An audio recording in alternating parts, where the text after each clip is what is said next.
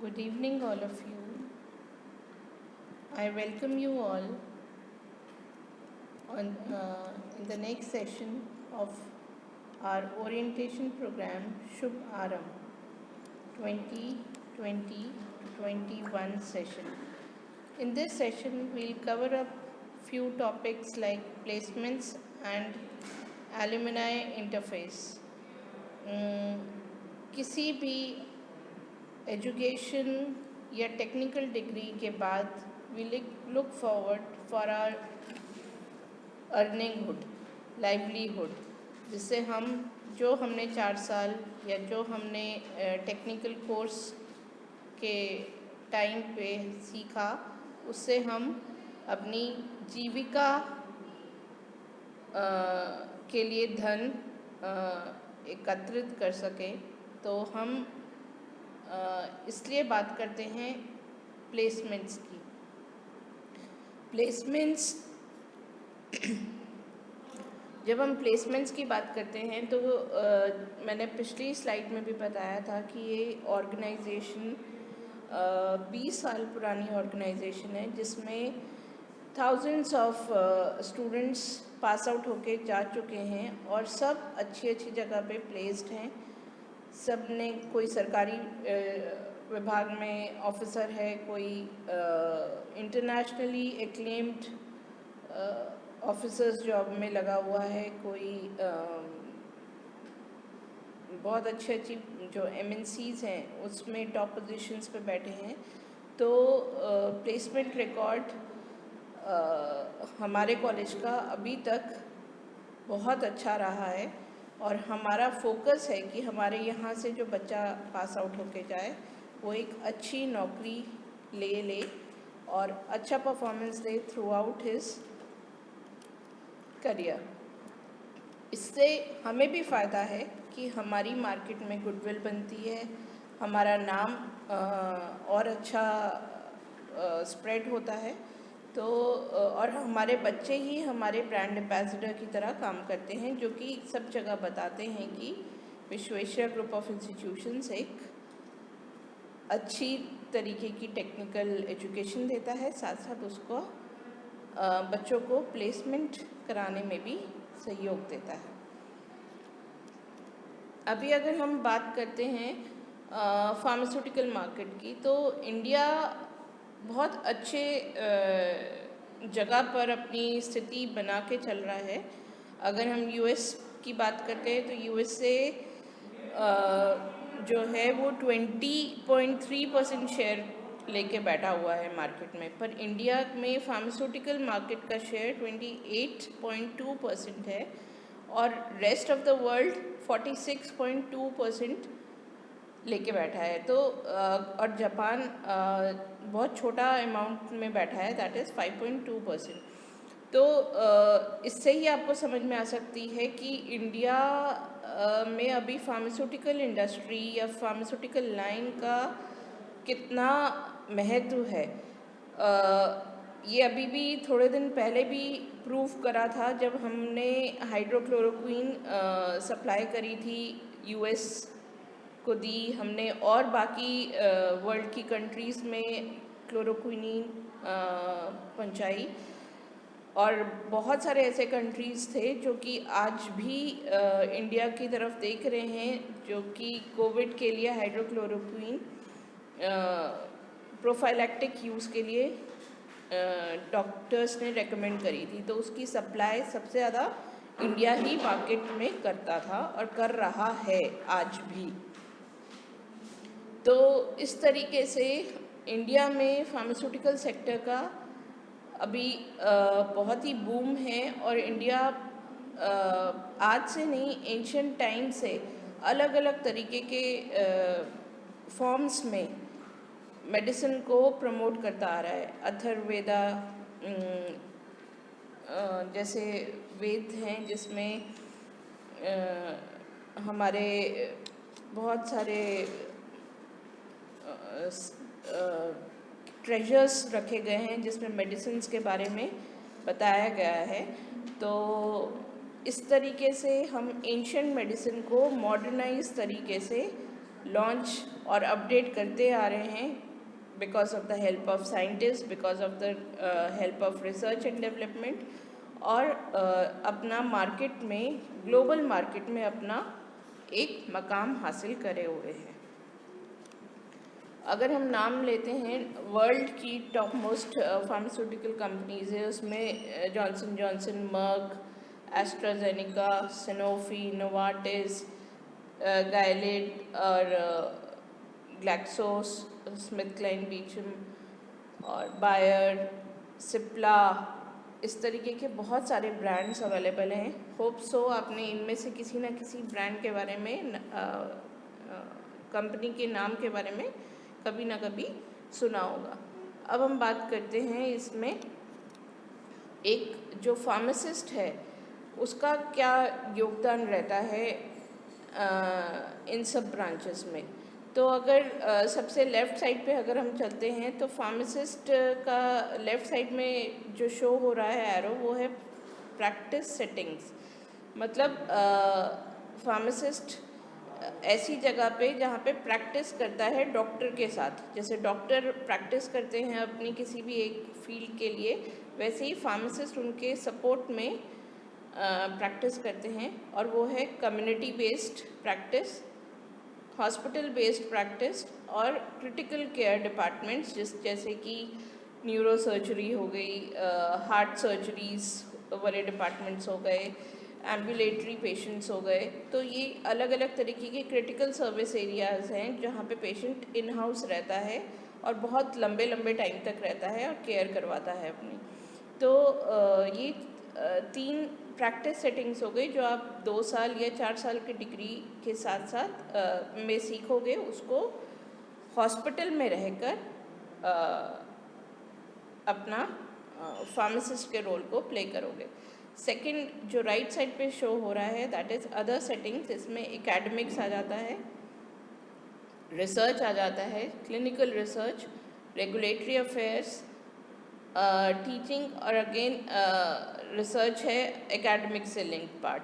तो अगर आप अपनी हायर एजुकेशन की तरफ अगर जैसे डी फार्म वाले बच्चे हैं वो बी फार्म के लिए जाते हैं, और बी फार्म वाले बच्चे एम फार्म के लिए जाते हैं, आगे पीएचडी परस्यू करते हैं। तो ये सारे बच्चे एकेडमिक्स में आ सकते हैं और आर&डी में भी जा सकते हैं। क्लिनिकल रिसर्च एक ऐसा एरिया है जहाँ पर ह्यूमन बीइंग्स पर टेस्टिंग होती है, और ये भी नाम बहुत चर्चा में चल रहा है पिछले 5-6 महीने से। जब से कोरोना वायरस चल रहा है तब से हम नई वैक्सीन की खोज में लगे हुए हैं against Covid,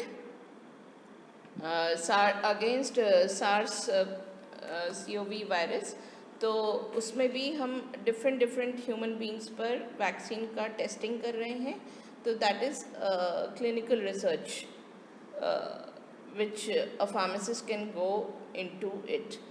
Again, third is regulatory. Regulatory is the process जो कि पूरे नेशन लेवल पर पॉलिसीज़ डिसाइड करी जाती हैं, और ये डिसाइड करा जाता है कि ड्रग्स या फार्मेसी से रिलेटेड क्या लॉज एंड रेगुलेशंस होने चाहिए। इसमें जाने के लिए भी आपको बी फार्म डिग्री चाहिए, और जैसे ड्रग इंस्पेक्टर्स आपने सुने हैं नाम, तो वो सारी जॉब्स रेगुलेटरी अफेयर्स में जाती हैं जिसमें हम कंट्री वाइज रेगुलेशंस को फॉलो करते हैं। Next is your pharmaceutical industries, जिसमें प्रोडक्शन में जा सकता है जहाँ पे सारी डोजेज बनती हैं, tablet, capsules, suppositories, ointments, suspensions, ये सब तरीके हैं दवाइयाँ खाने के या लगाने के। तो उनका प्रोडक्शन हाउस होता है फार्मास्यूटिकल इंडस्ट्री में, वहाँ पर। फिर क्वालिटी एश्योरेंस, जहाँ पे उनकी क्वालिटी को टेस्ट करा जाता है कि वो स्टैंडर्ड्स की है कि नहीं है, जो मटेरियल यूज़ करा जा रहा है वो एश्योर्ड है कि नहीं है। R&D मतलब रिसर्च एंड डेवलपमेंट, जिसमें नया फॉर्मुलेशन डेवलप करते हैं, नए तरीके डेवलप करते हैं, नई दवाइयाँ डेवलप करते हैं। तो ये सारा काम आता है रिसर्च एंड डेवलपमेंट में। फिर क्वालिटी कंट्रोल है। क्वालिटी कंट्रोल में अगेन जो बाहर आउटपुट निकल कर आ रहा है मार्केट में वो कैसा है, स्टैंडर्ड को फॉलो कर रहा है कि नहीं कर रहा है। जैसे हम कोई पाउडर यूज़ करते हैं और हम यूज़ करके हमें अच्छा, कोई बहुत अच्छा लगता है, कोई हमें अच्छा नहीं लगता है, उसमें लगता है कि कोई पार्टिकल ऐसा आ रहा है जिससे हमें चुभन हो रही है, तो मतलब उसने क्वालिटी मेंटेन नहीं करी है। तो इस तरीके से कंपनीज़ में क्वालिटी कंट्रोल देखा जाता है। पैकेजिंग, जहाँ पर सारी दवाइयाँ पैक करी जाती हैं, वो भी स्टैंडर्ड्स के अकॉर्डिंगली, कोई टैबलेट ब्लिस्टर पैक में आती है, कोई एम्बर कलर्ड बॉटल में आती है। तो ये अलग अलग पैकेजिंग के मोड्स हैं जहाँ पर जिस फॉर्म में चीज़ें आपको मिलती हैं। नेक्स्ट अगेन रेगुलेटरी, कंपनी में भी रेगुलेटरी डिपार्टमेंट्स होते हैं जो कि रेगुलेशंस के या स्टैंडर्ड्स के हिसाब से दवाइयों को आगे प्रोसेस करती हैं। अगर मेरी फार्मास्यूटिकल इंडस्ट्री यूरोपियन स्टैंडर्ड्स के अकॉर्डिंगली अप्रूव्ड है तो मुझे उनके स्टैंडर्ड्स के अकॉर्डिंगली ही पैकिंग करनी है, उनके अकॉर्डिंगली ही मुझे क्वालिटी देनी है, उनके अकॉर्डिंगली ही मुझे उनका उस चीज़ का प्रोडक्शन करना है जिस तरीके से वो मुझे बता रहे हैं यूरोपियन स्टैंडर्ड के अकॉर्डिंगली।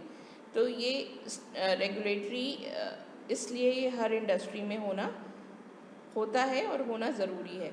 फिर लास्ट में आता है कोई भी चीज़, जितना भी हमने सारा प्रोसेस अभी तक करा वो कंप्लीट नहीं होता विदाउट सेल्स एंड मार्केटिंग, क्योंकि अगर चीज़ें बिकेंगी नहीं तब तक इंडस्ट्री को प्रॉफिट नहीं होगा। तो सेल्स एंड मार्केटिंग भी एक बहुत ही अच्छा फील्ड है जिसमें बच्चे जाते हैं, फार्मासिस्ट जाते हैं और बहुत ही हाई पैकेजेस पे उनको कंपनी अपने उस पे हायर करती है, पेरोल पे हायर करती है। नाउ ये तो सब था कि एक pharmacist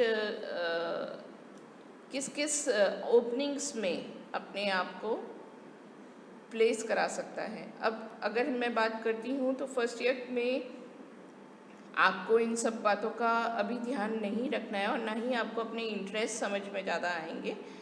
by the end of third year you will get to know that in which area you are more focused to, or you have developed some skills regarding entering into all the above fields. अभी ये हमारे बहुत सारे students का placement record है।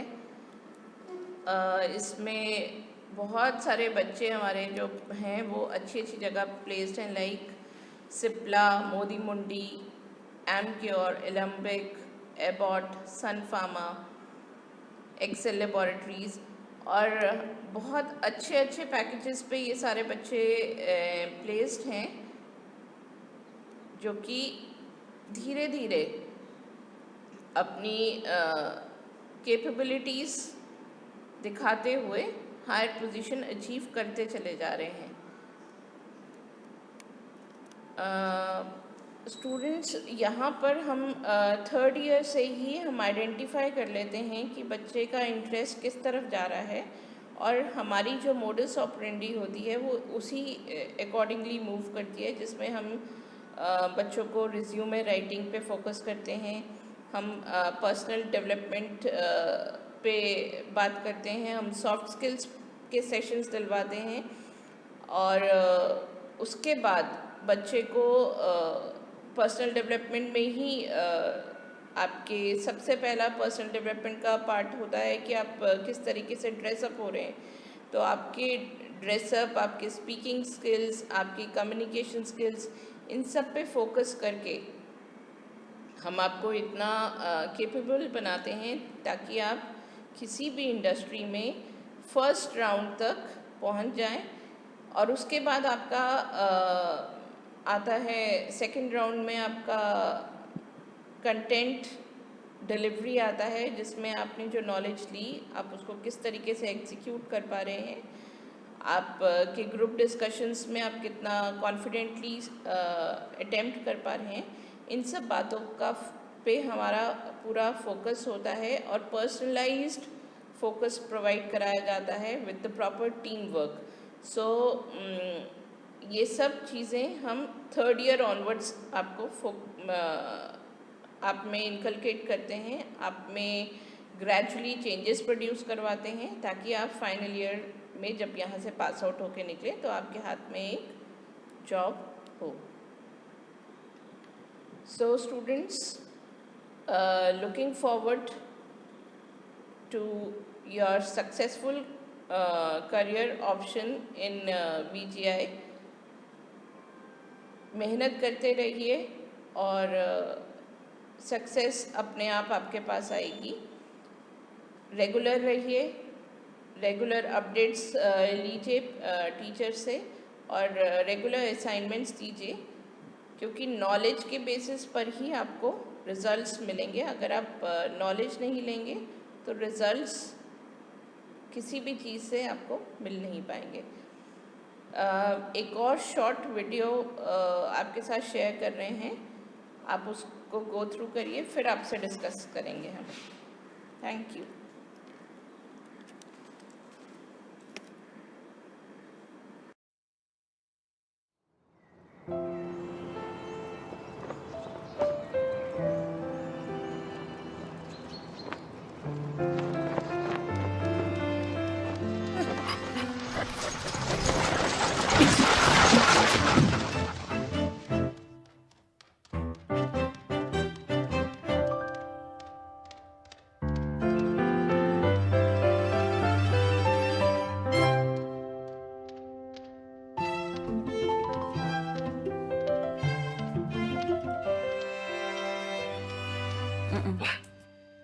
Mhm.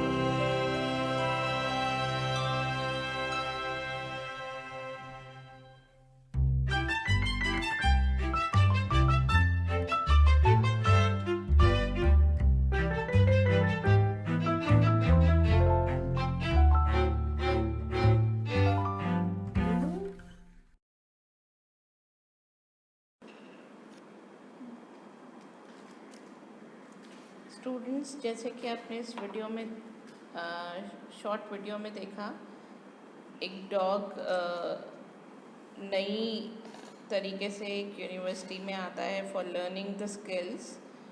उसी तरीके से वो हर दिन एक कोशिश नई करता है, और जब वो पिक्चर्स देखता है तो उसके माइंड में एक ग्रेजुएट होने का सपना बसा होता है। बट जब वो एंट्री करता है तो बहुत सारी मिस्टेक्स करता है, गिरता है, टीचर उसे डांटती है, उसे समझाती है। ये सेम स्ट्रैटेजी आप लोगों पे भी इम्प्लीमेंट होती है। आप जब यहाँ आएंगे, बिल्कुल नया करिकुलम है, आफ्टर 12th नई चीज़ें देखेंगे, नया माहौल देखेंगे। और जैसे कि इस वीडियो में पाइप सीखता है और वो जो ग्रेजुएट बनने की कोशिश करता है, तो वो लास्ट में बहुत जल्दी डिफरेंट मोड अपनाता है कि उसको जल्दी से जल्दी ग्रेजुएट होना था, इसलिए। तो यहाँ पे टीचिंग्स हम सबको इक्वल देते हैं। अगर आपकी क्लास में 60 स्टूडेंट्स हैं, हम 60 स्टूडेंट्स को एक साथ एक ही प्लेटफॉर्म पे पढ़ाते हैं, सेम कंटेंट देते हैं, सेम मेथडोलॉजी अपनाते हैं। बट स्टिल उसमें से कुछ बच्चे होते हैं जो कि एक अलग राह से बहुत स्पीड के साथ टॉप पोजीशंस पे पहुंच जाते हैं, अच्छी जगह सिलेक्शन हो जाता है, और कुछ लोग ग्रेजुअली उस चीज़ को ले पाते हैं। तो choice is yours which mode you will apply on you, but only thing which is needed is your hardship. अपनी हार्डशिप कंटिन्यू रखिए,